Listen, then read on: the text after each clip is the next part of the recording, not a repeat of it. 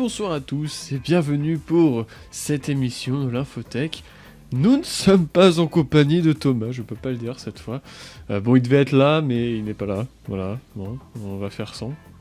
Alors, aujourd'hui, on va avoir pas mal de petites choses très intéressantes, notamment beaucoup d'hardware. Il y a énormément d'hardware. Alors, faut savoir que d'habitude, moi, je m'occupe de tout ce qui est partie hardware, donc j'ai mes sites de news. Et Thomas s'occupe de un peu tout le reste. Bon bah j'étais un peu seul à tout préparer ce soir, donc du coup eh bien il y aura beaucoup d'hardware, il y aura un tout petit peu d'autres choses, mais vraiment beaucoup d'hardware. Puis de toute façon, voilà, il n'y a pas Thomas pour en parler.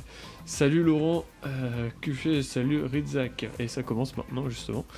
Si vous avez des questions, vous voulez réagir à ce que je vais dire, je vais essayer d'aller un peu plus vite du coup vu que je suis tout seul. N'hésitez pas à garder vos questions pour la fin. D'habitude on garde toujours une petite session pour parler, pour débattre, pour répondre à vos questions à la fin de l'émission. Durant l'émission, on évite de s'entrecouper par vos commentaires. Du coup, voilà. Et du coup, ce que je veux dire par là, c'est que vous aurez la possibilité de me parler en l'occurrence à la fin de l'émission. Peut-être que toi nous rejoindras en cours de route, mais c'est peu probable. Enfin bref. Donc aujourd'hui, petit sommaire tout de même. Nous allons commencer par parler un petit peu smartphone avec le Pixel 4. Ensuite, on parlera des AirPods Pro. Et enfin, on terminera sur la qualité des réseaux des opérateurs français. C'est assez intéressant parce que vous verrez, il y a différentes choses. Voilà. Et ensuite, on aura un énorme morceau hardware. Ça a vraiment énormément bougé pendant ces 2 semaines, du coup, vu qu'il n'y a pas eu d'émission la semaine dernière. Donc, les premières news concernent beaucoup Intel, parce qu'Intel a beaucoup... Enfin, il y a eu pas mal de choses qui sont communiquées sur le fait qu'ils vont certainement rester en 14 nm jusqu'en 2021, on connaît quasiment tous les processeurs de Comet Lake, donc la 10e génération.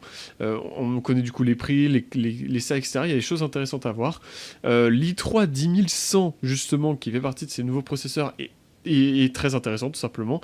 Et il y a des cartes graphiques en 10 nanomètres chez Intel qui devraient potentiellement arriver. Donc pourquoi le 14 nm jusqu'en 2021, alors que côté graphique, ils vont avoir du 10 nanomètres peut-être l'année prochaine, on ne sait pas encore trop. Voilà, on verra bien. On en reparlera. Intel qui signe la fin de sa 7ème génération, et je vais dire pourquoi c'est un petit peu important comme événement.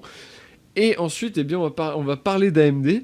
Donc AMD qui a un processeur 1632 qui bat un 1836 d'Intel. Voilà, donc le processeur d'AMD a 2 cœurs de moins, il bat un processeur Intel qui a 2 cœurs de plus.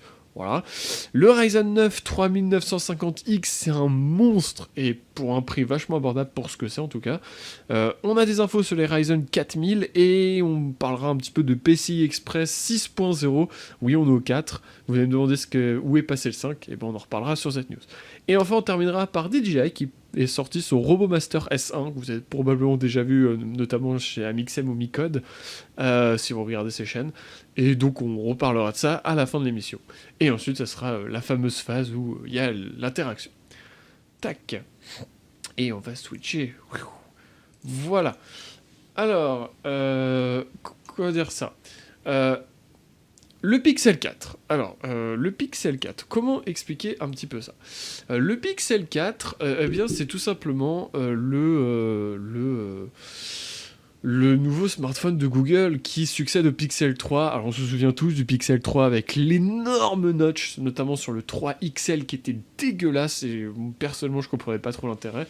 Donc, le Pixel 4 revient, essaye de corriger les problèmes qu'avait le 3, même si c'est pas encore ça.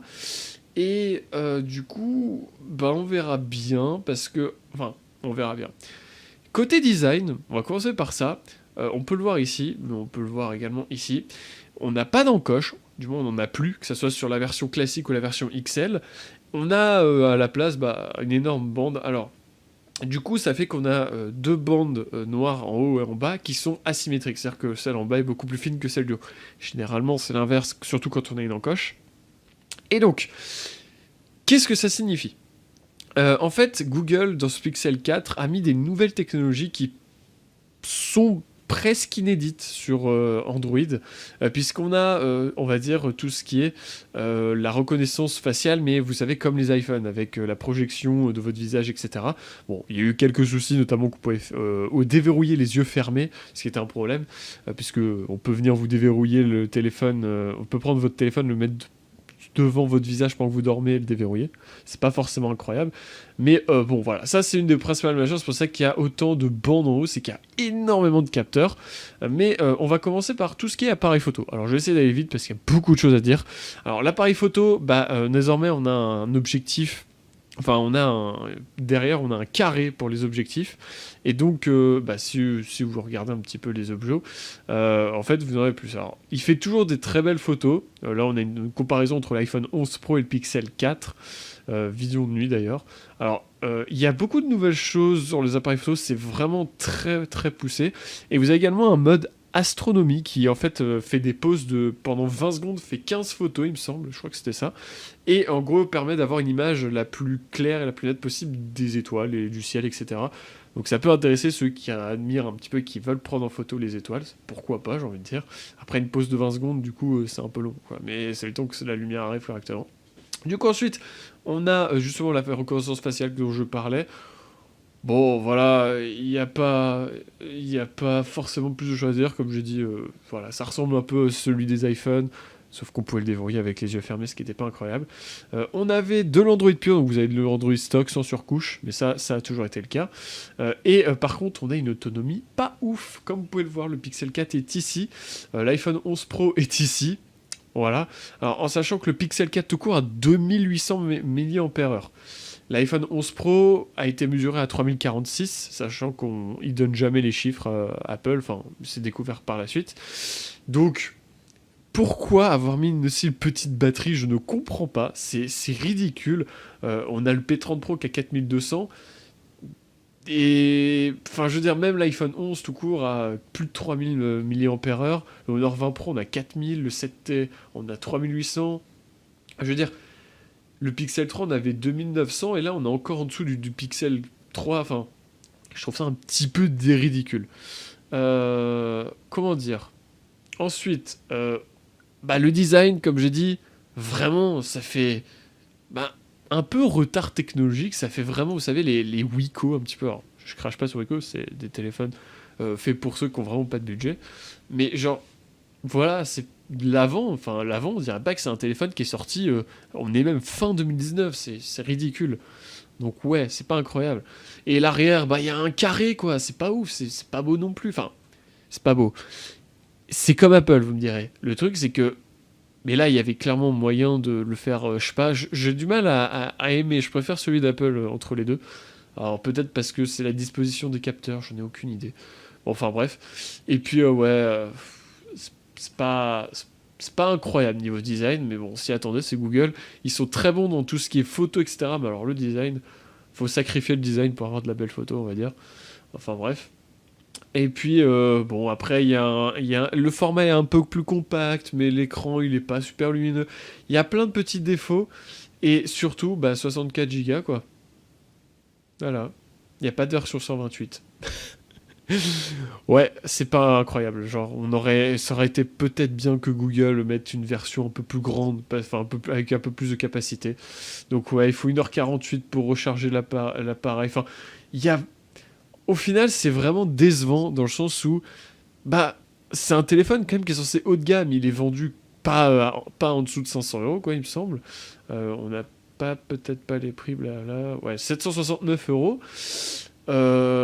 L'autonomie est pas bonne, le design il est pas beau, enfin en gros vraiment ça résume très bien ce que je pense. Par contre, côté photo c'est incroyable, ça y a pas de souci, mais sur le reste vraiment, enfin c'est toujours pareil quoi, c'est pas ouf niveau design, et il n'y a pas non plus Wi-Fi 6, et il n'y a pas tout ça, alors c'est un peu normal parce que le Wi-Fi 6 c'est pas encore très répandu. Mais sur le reste, c'est vraiment décevant comme téléphone. Personnellement, je m'attendais à tout sauf à un truc qui reprend, qui a autant de défauts. Je veux dire, il y a des constructeurs qui vendent des téléphones genre Xiaomi, Honor, Huawei, du coup c'est pareil, qui ont vendu des téléphones en début d'année à autour de 400-500 euros. Il y a des trucs, bon, à part la photo, qui étaient beaucoup plus beaux et mieux. Il y avait beaucoup plus de choses. Du coup, je comprends vraiment pas pourquoi ils ont fait ça. Voilà. Donc bon, voilà, ça c'était la petite longue parenthèse même sur le Pixel, mais c'était important. Et donc bah ouais, c'est pas incroyable, mais bon, bah c'est Google. Peut-être le Pixel 5 sera mieux, on verra. Ensuite, on passe chez Apple qui parle de ses AirPods Pro. Enfin, c'est un petit peu plus les leaks qu'autre chose, c'est pas officiel. Alors, les AirPods, bah en fait, ils auraient un nouveau design et surtout, ils auraient la réduction de bruit active, chose qui n'existe pas actuellement sur les AirPods. Hein. Oui, c'est ça. Il n'y a pas de réduction de bruit. Et donc, le prix sera forcément plus élevé parce qu'il y a des nouvelles choses dedans. Et bah voilà, alors il y a plein de petits trucs, voilà, ça serait vendu autour de 260 $. Alors, bon, j'aurais aimé que Thomas soit là pour parler un peu plus des AirPods parce qu'il en a et vous savez certainement qu'il aime Apple, mais bon, bah, il sera pas là pour en parler. Mais en gros, les AirPods Pro, selon moi, c'est vraiment l'évolution des AirPods actuels. Mais, il y a quand même un mais, je pense qu'ils doivent pas autant exploser en prix parce que déjà passer 200 $ la paire d'écouteurs, ouais. Alors, est-ce que le mot pro justifie que ça soit cher? Selon Apple, oui, puisque c'est comme ça partout. Les iPad Pro, les MacBook Pro, tout ce que vous voulez qui a un Pro derrière, chez Apple en tout cas, mais même chez la plupart des fabricants, bah c'est cher, et pas forcément pour quelque chose de très intéressant. Alors il y en a qui vont certainement dire oui, mais il y a une réduction de bruit, etc. Mais personnellement, je suis pas forcément convaincu du prix. On sait même pas trop à quoi ça ressemble encore, le nouveau design, etc. Donc on verra. Voilà, c'est tout. Ça sera à suivre. Ensuite, on continue avec la qualité des réseaux mobiles en France. Alors, Orange est toujours premier, du fait que c'est l'opérateur historique, et Free est toujours dernier. Voilà, du coup, bah, au final, ça change pas grand-chose que l'année dernière. Par contre, on note pas mal de choses intéressantes, puisque le débit moyen en France, tout opérateur confondu, l'année dernière était de 45 mégabits, et de 45 mégabits cette année, sur les mesures de l'ARCEP, comme vous voulez. Et l'année dernière, on était à 30 mégabits. Donc on a un beau progrès, vraiment, c'est vraiment pas mal. On a un progrès de 50%. Après, ça reste pas incroyable, mais ça reste bien. On parle d'un débit moyen. Bon, forcément, les grandes villes, c'est les gagnantes. Et par contre, les plus, tout ce qui est campagne, etc., c'est toujours pas incroyable. Et puis, Free est vraiment loin derrière tout le monde, puisque là où Orange arrive à monter à 85 mégabits, hein, c'est des moyennes dans les grandes villes, et bien Bouygues Télécom est à 64, 44 pour SFR, non, SFR est à 61, pardon, et Free, Free 37 dans les 15 plus grandes villes. C'est pas bon, enfin je veux dire, c'est pas bon du tout, on parle des grandes villes, et 37 c'est vraiment pas bon, et on peut le voir très bien ici d'ailleurs.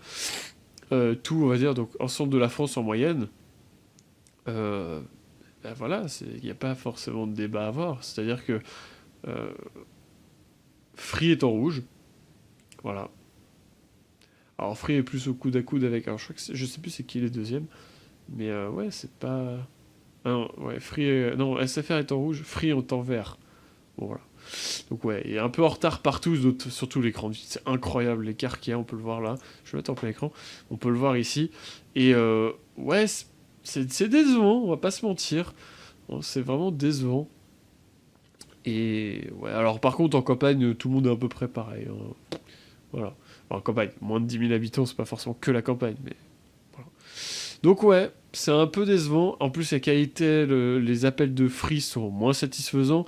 Et Free, si vous prenez genre l'autoroute, le TGV, tout ce que vous voulez, c'est ceux qui ont les moins bons débits sur les réseaux. Si vous voyagez régulièrement et que vous avez besoin de votre téléphone durant votre voyage, oubliez Free. Globalement, il y a aussi un petit truc, c'est que les SMS s'envoient un peu moins vite chez Free. Genre, il n'y a que 92% des SMS qui arrivent en moins de 10 secondes. Bon, en réalité, ça change pas grand-chose généralement. Mais bon, voilà, c'est important à noter. Donc, ouais, Free est dernier partout, et bah ça s'arrange pas d'année en année, en fait. Donc, ouais. En fait, le truc, c'est que tous les opérateurs augmentent et Free augmente pas plus vite que les autres, alors qu'il a un retard, du coup, bah, ça compense pas et Free est toujours dernier.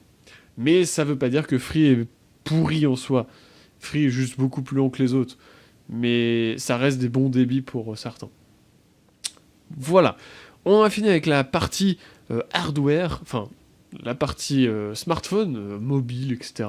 Maintenant, on va parler un petit peu d'hardware. Alors, il y a beaucoup de choses qui a été annoncé, qui a été confirmé, clarifié, tout ce que vous voulez, sur du hardware, notamment côté Intel, où il y a beaucoup de choses qui sont sorties durant ces 15 jours. J'étais même étonné, là où depuis le début de la création de cette émission en début septembre, on avait beaucoup d'AMD, là bah, c'est l'inverse, on a beaucoup d'Intel. Donc Intel, tout simplement, il y avait tout simplement certaines actus qui parlaient qu'Intel aurait abandonné le 10 nanomètres. Alors, c'est assez vrai, tout en ne l'étant pas forcément. Alors, Intel, si vous voulez, vous savez qu'ils sont toujours en 14 nanomètres. Plus, hein, toujours. La 10e gène qui va sortir sera encore en 14 nanomètres. Mais on pourrait dire que la 11e gène serait en 7 nanomètres ou en 10 nanomètres au moins, puisqu'on sait qu'Intel travaille sur du 10 nanomètres. Toutefois, il y a certaines choses qui avaient fuité, comme quoi Intel aurait abandonné le 10 nanomètres. Mais en fait, c'est à moitié vrai. Alors, pour vous expliquer un petit peu, en fait, Intel a déjà un petit peu une roadmap. Ils savent ce qu'ils veulent faire. Le seul truc, c'est que ils annoncent le 10 nanomètres en 2021. Toutefois, le 10 nanomètres en 2021 serait du 10 nanomètres plus. C'est-à-dire qu'ils auraient déjà revu 2 fois leur leur processus de gravure. Bon, vous allez me dire, ouais, c'est pas mal du coup. Le seul truc, c'est que je rappelle qu'AMD est en 7 nanomètres et que la prochaine gène, on en reparlera des Ryzen 4000, va sortir en 7 nanomètres plus. Et que AMD travaille en étroite collaboration avec TSMC pour faire du 5 nanomètres. Donc vous commencez à avoir le problème, c'est-à-dire que Intel va être en retard et va être en 10 nanomètres, certes plus, mais AMD sera plus très loin, je pense, de sortir ces 5 nanomètres. Ou alors sera déjà pas mal sur du 7 nanomètres. Intel sera en 10. Vous commencez à voir le problème. Intel a vraiment un retard technologique et il se creuse. Et j'ai l'impression qu'ils font tout pour le continuer à ce qu'il se creuse, puisque 2021 du 10 nanomètres, c'est loin. Ça fait dans 2 ans. Ouais, franchement, c'est pas ouf. Donc ouais, il y a Comet Lake, donc, qui est celui en 14 nanomètres. Bon, plus, on va exagérer, mais on pourrait l'imaginer comme ça. Et Comet Lake, donc, sortirait l'année prochaine. Donc, c'est ce qu'on va parler après. Rocket Lake sera en 2021, et ça serait du 10 nanomètres. Et il y a même certaines sources et certaines fuites qui annoncent du 10 nanomètres juste pour 2022. C'est pas encore clair si c'est 2021 ou 2022. Ça commence à faire loin, 2022, mais bon, on sait pas. Intel traîne un petit peu. Mais c'est pas très rassurant, parce qu'ils ont... Même si... le vrai qui est... Enfin, même s'ils ont confirmé travailler sur du 14 nanomètres plus avec des refresh et des refresh jusqu'en 2021, inclus ou exclu, on sait pas, ça veut pas dire qu'ils vont sauter... Enfin, on sait pas s'ils vont sauter directement en 7 nanomètres ou pas. Ils arrivent pas à faire des processus de gravure qui soient fiables en 10 nanomètres pour l'instant, c'est pour ça que c'est repoussé tout le temps. Est-ce qu'en 7 nanomètres, ça sera pareil? On sait pas. En tout cas, une chose est sûre, c'est que c'est pas rassurant pour eux, parce que AMD continue à creuser, quoi, et... Bah ouais, Intel continue à creuser, enfin, continue à s'écarter d'AMD négativement en termes de technologie, donc ouais, c'est pas incroyable. En tout cas, on parlait de Comet Lake, justement, eh bien, voici les successeurs de Coffee Lake, donc, qui est la génération actuelle, les I... la 9e gène, tout simplement. Donc...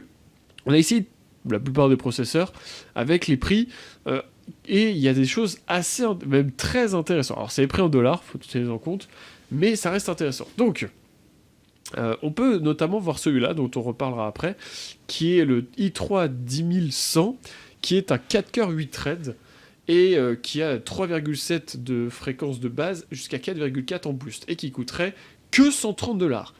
Sachez que c'est moi, personnellement, j'ai jamais vu un processeur Intel comme ça, à ce prix-là. Ce qui est inédit, c'est que l'ensemble des processeurs, il n'y a pas une exception, aurait l'hyperthreading, ce qui n'est pas le cas de la génération actuelle.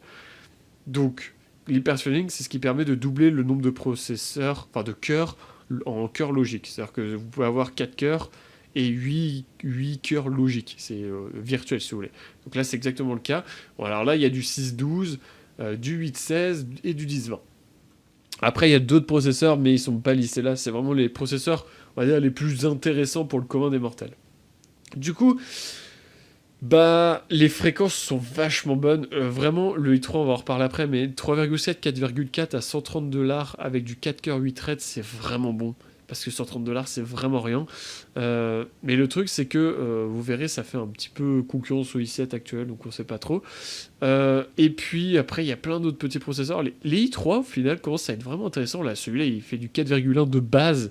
C'est vraiment bon. Mais après, je veux dire, il est juste overclockable. Alors, petite info, si vous voyez un K derrière la lettre de derrière le nom des processeurs Intel, je parle bien d'Intel, ça veut dire qu'il est overclockable. Si vous voyez un F, ça veut dire qu'il n'a pas de partie graphique. Donc ce qui est important aussi, c'est que tous les processeurs que vous voyez là, qui n'ont pas la lettre F, c'est-à-dire tous les i3, i5 et i7, sans exception, il n'y a que les i9 qui ne les ont pas, ils ont une partie graphique. C'est-à-dire que pour ceux qui veulent faire juste un PC d'appoint, qui n'ont pas besoin de carte graphique, bah, ces processeurs-là, en plus d'être très intéressants en prix, ont une partie graphique.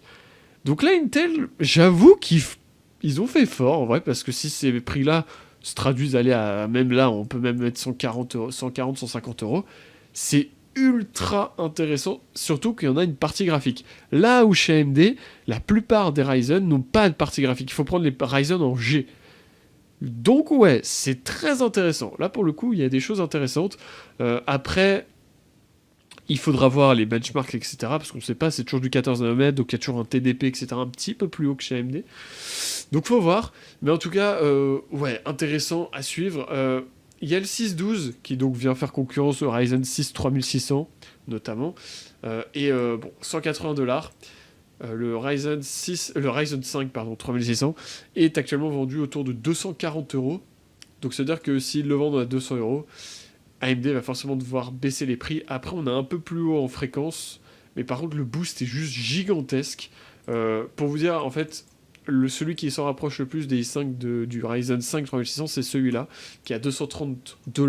Donc au final, on est assez proche d'AMD, mais Intel a l'avantage d'avoir plus de références, plus de choix. Après, je veux dire, là pour le coup, vous payez vraiment la fréquence, tout simplement. Donc là, c'est à voir, vraiment, ça sera au cas par cas. Mais ça reste intéressant de voir qu'ils ont vraiment baissé les prix. Donc, ouais, vraiment, c'est très intéressant. Et on voit que du coup, ils ont enfin réagi face au Ryzen 3000. Il était temps. Voilà.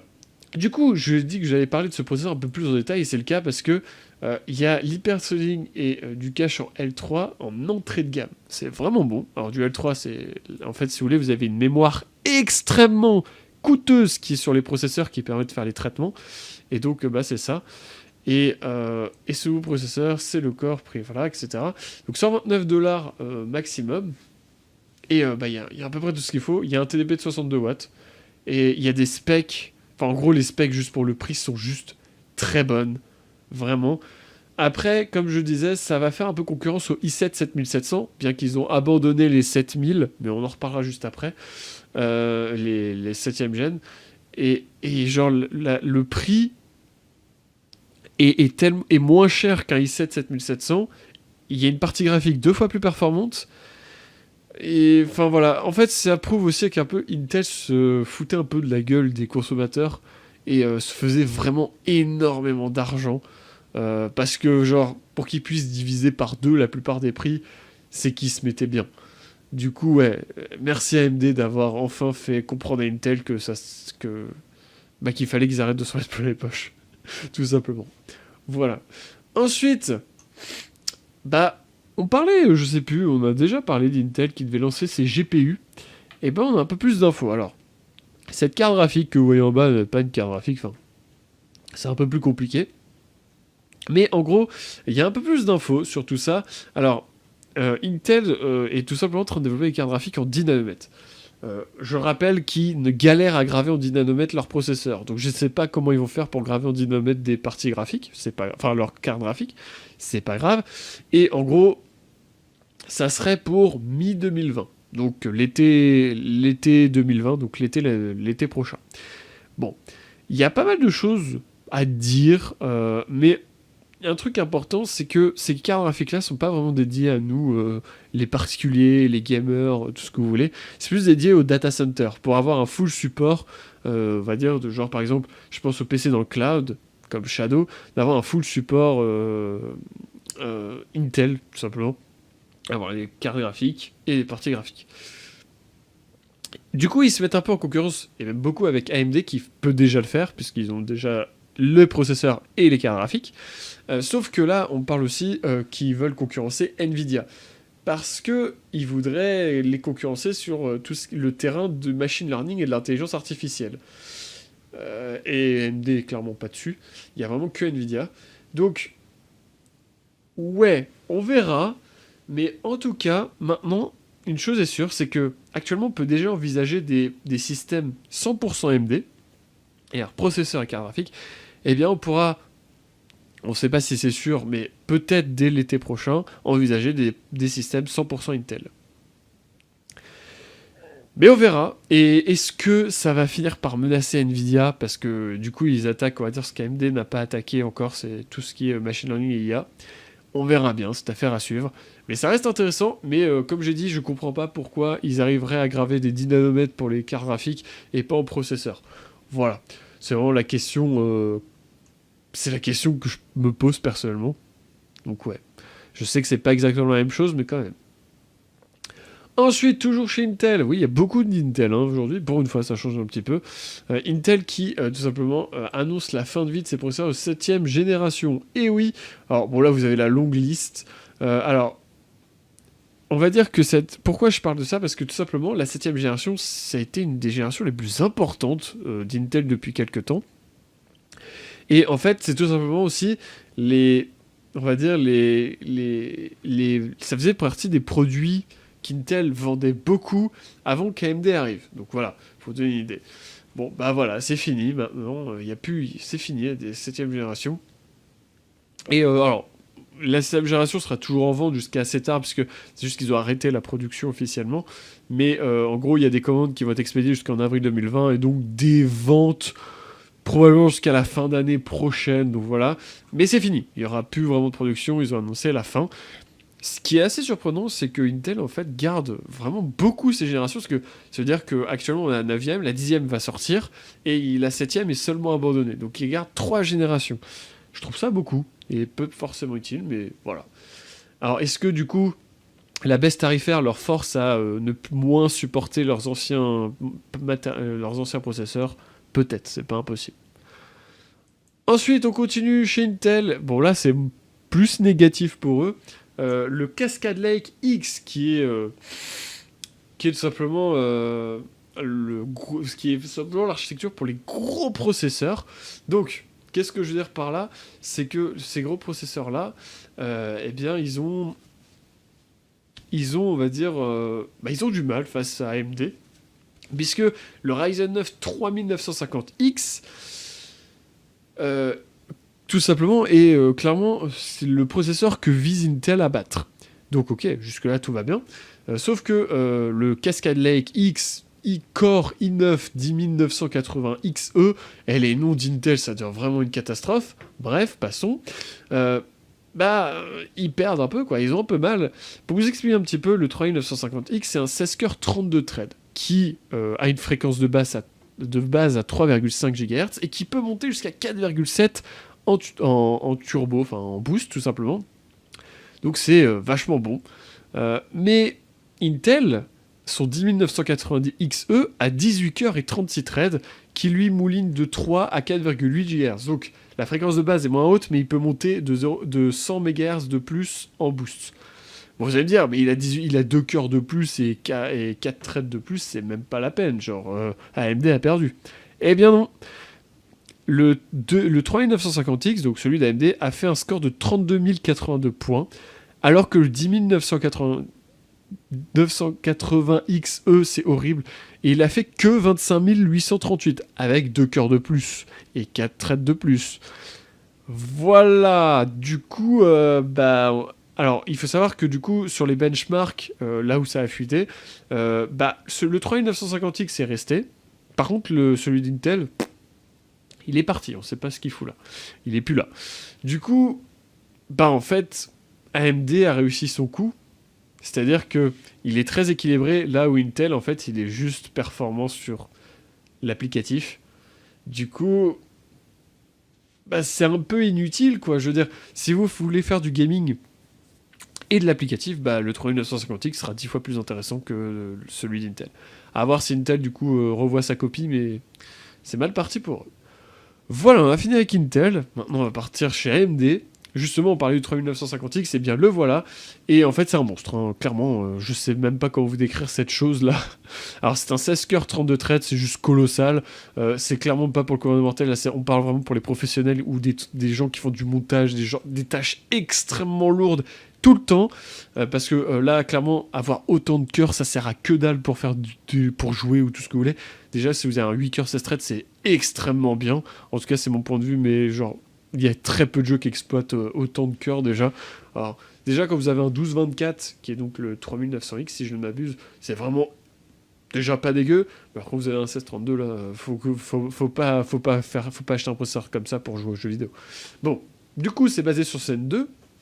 Bon, bah, c'est cool. Et, bah, il y a 72 MO de cache. Donc, c'est très bon. Enfin, c'est juste énorme. Et le TDP est de 105 watts, ce qui est ridicule, vraiment. C'est vraiment bien. Donc, le prix, 749 $. On parle ici d'un 1632. Alors, je dirais pas que c'est pas cher, mais pour ce que c'est vraiment pas dégueulasse, vous voyez. Mais il n'y a pas vraiment j'ai pas vraiment de choses à dire. Enfin, c'est un monstre, à un prix très abordable pour ce que c'est. Après, c'est AMD, on est habitué maintenant. Et bah, 3900X, 1224.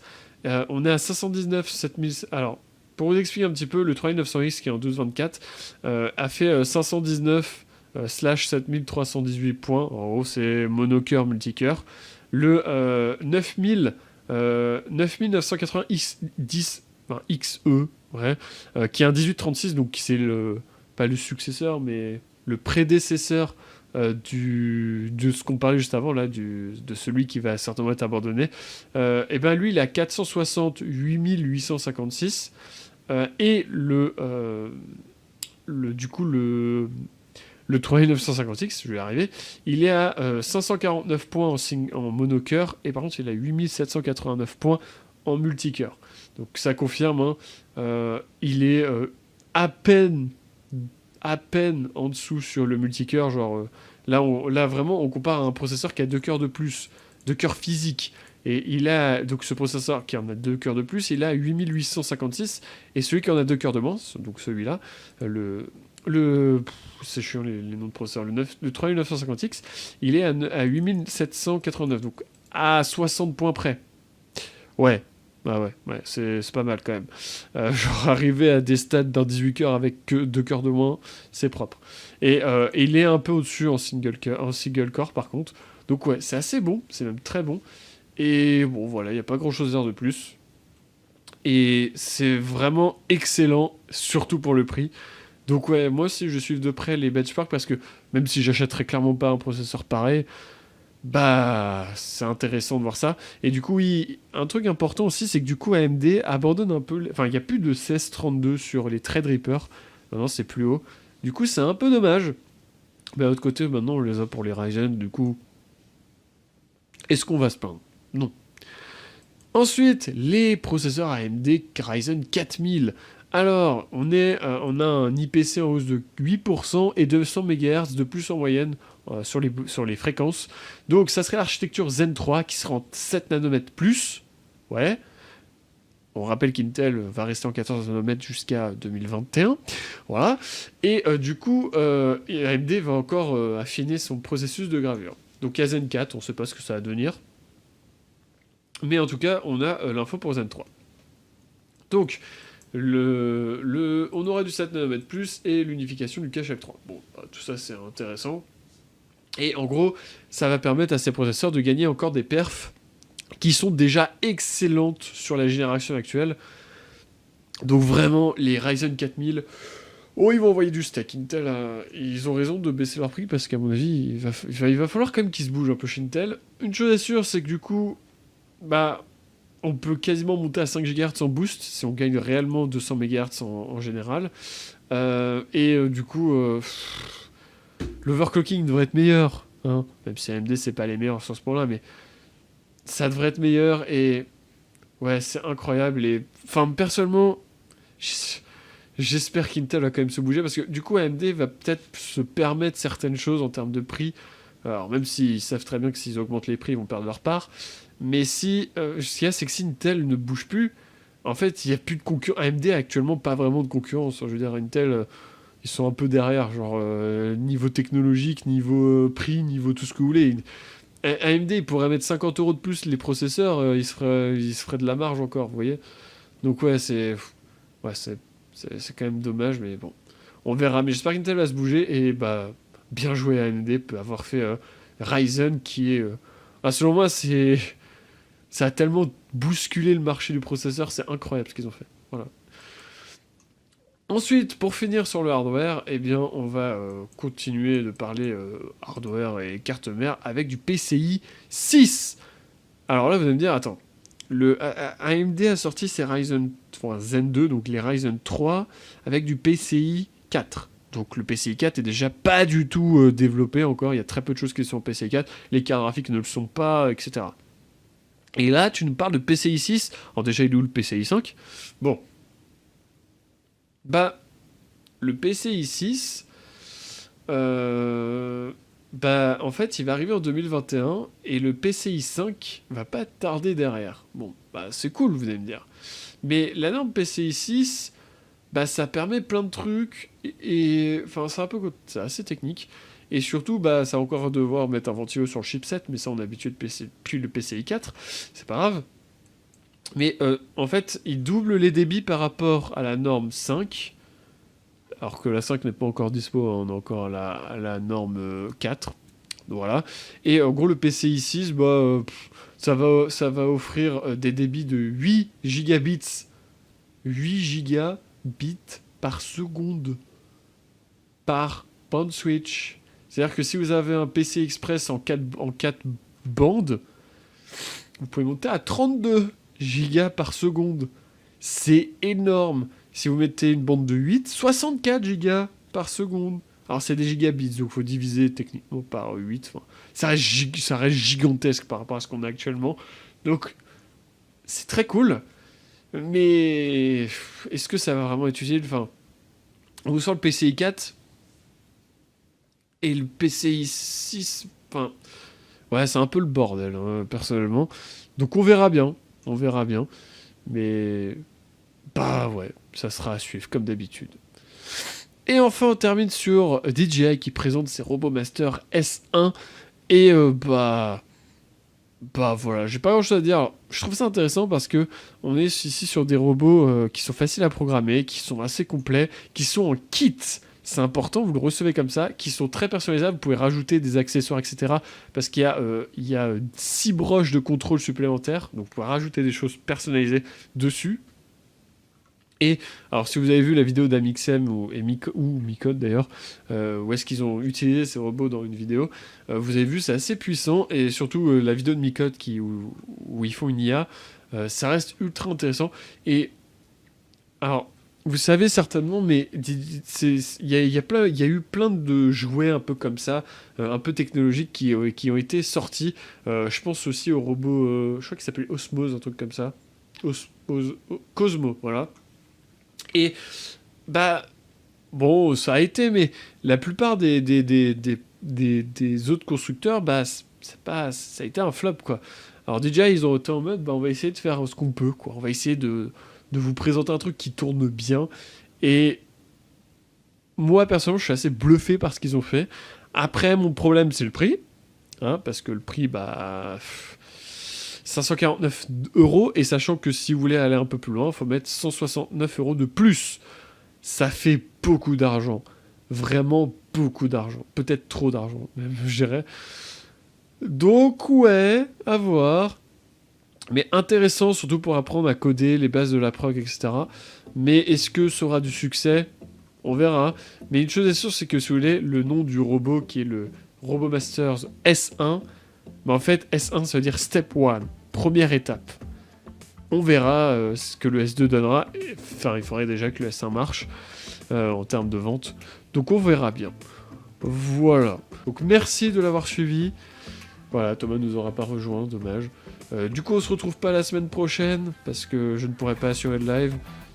Thomas non plus, de toute façon, mais on se retrouve pas la semaine prochaine. On se retrouvera la semaine suivante. Donc ça sera tout simplement... attendez, c'est quelle date? On sera le 6. Donc on se retrouvera le 6 novembre pour l'émission, la prochaine émission. En attendant, bonnes vacances à ceux qui le sont, qui ont la chance de l'être. Et puis aux autres, bon courage pour le travail. Moi, je ne suis pas en vacances, je suis en études sup. C'est pour ça que je peux assurer certains streams et pas d'autres. Voilà. Sur ce, à bientôt.